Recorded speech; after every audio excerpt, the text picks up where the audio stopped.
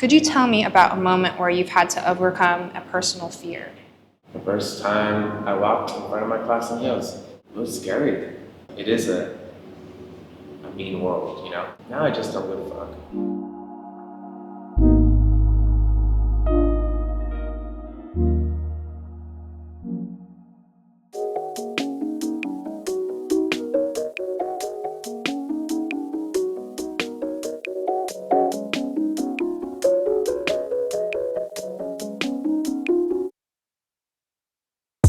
Cisco was one of the main motivations for this trip.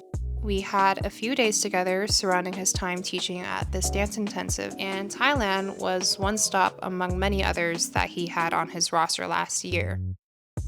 I've always wanted to see the dance community outside of Southern California, and this was the perfect opportunity to explore that while also highlighting a friend who I look up to.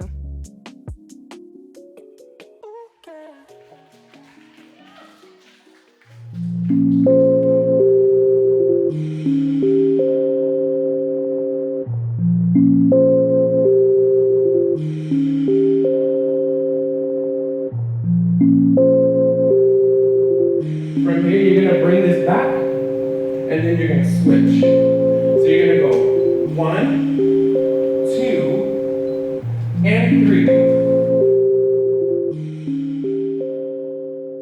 When we arrived at the convention, I was surprised by how many non-Thai dancers had flown out for it.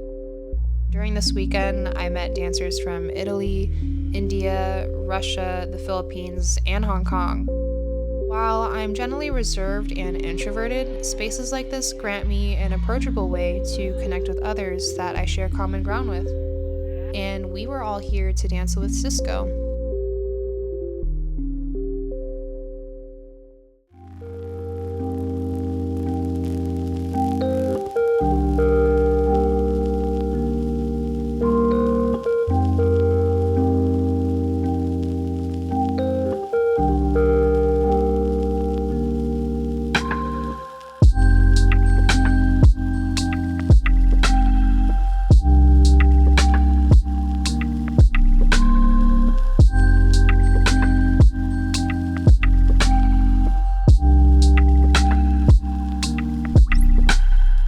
Seeing the community show up like this exemplified to me just how impactful creative expression is. I wouldn't have met any of these people if it weren't for the creative community. It's one of the main reasons I love dance, photography, and video work.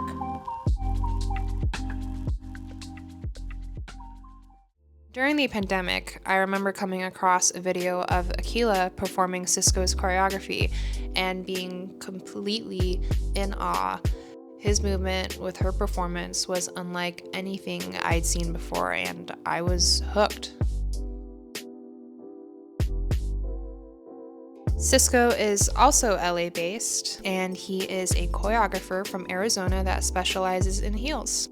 He's developed his own style within the space from his long and versed background in dance. His choreography is influenced by Vogue and hip-hop, but is mainly characterized by his smooth and milky movement. He's worked with many artists, choreographing for music videos by Tank, Gogo Maro, as well as for live performances with artists like Tenariel and more.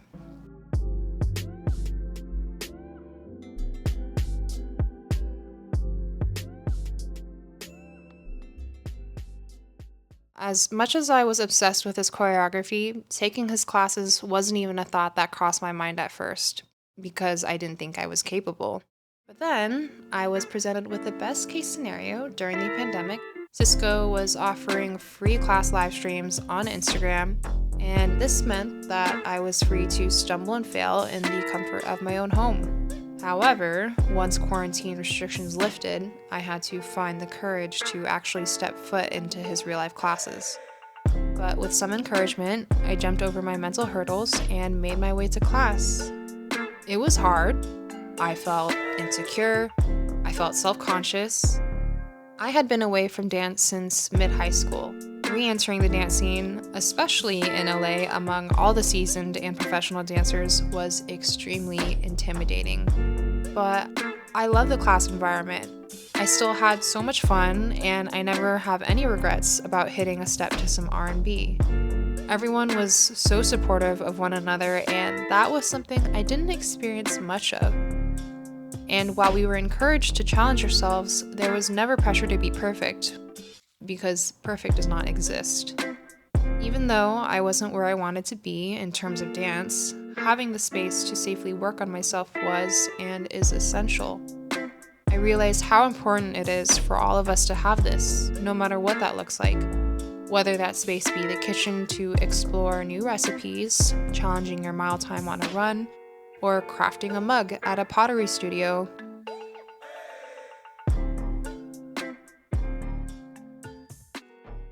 Cisco's accomplishments are not without his struggles.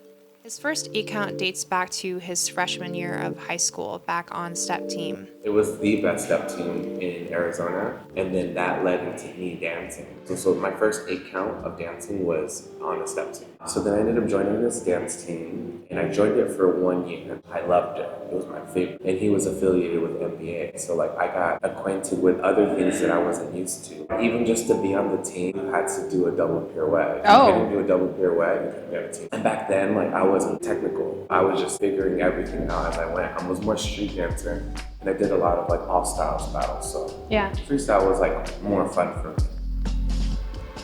So then I started my team. The name of it was Element Dance Crew, and I wanted to just incorporating different elements of dance.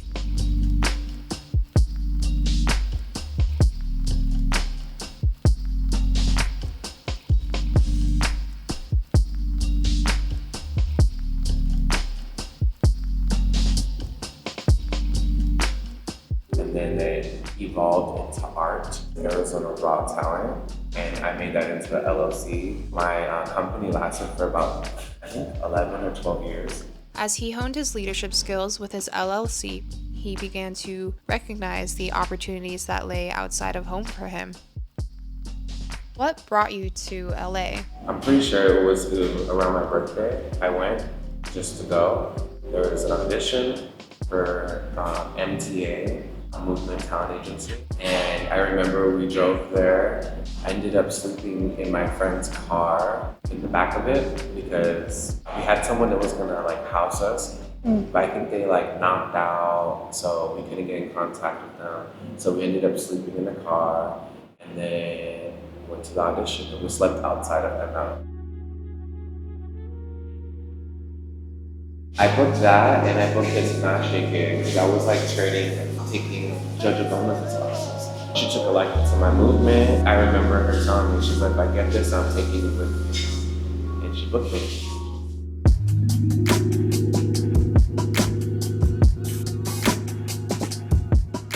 The logistics of auditioning for dance jobs in LA while holding down 2 jobs in Arizona and directing a team were not simple. The entire staff told me that they could not cover my shift because of whatever reason, and I quit. Could you tell me about a moment where you've had to overcome a personal fear? The first time I walked in front of my class in heels, it was scary. Yeah. Like scary and embarrassing. But everyone was so proud of me. But that's just me projecting my life experiences, you know what I mean? Yeah. Into my feelings of like not being accepted and like doing something that's not normal, I guess. Mm-hmm. It was a public eye, but it was really scary because I'm just like, it is a mean world, you know? Now I just don't give a fuck.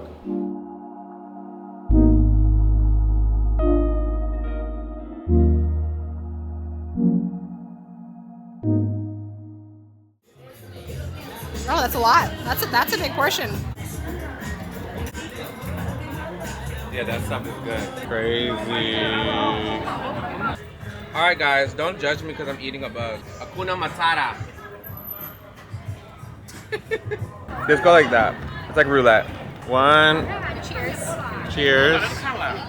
2, 3. Yeah, it's not bad. That's fine. Mm-hmm. She ate a bug. She did it, guys. Would you have one more? I'm okay, thank you.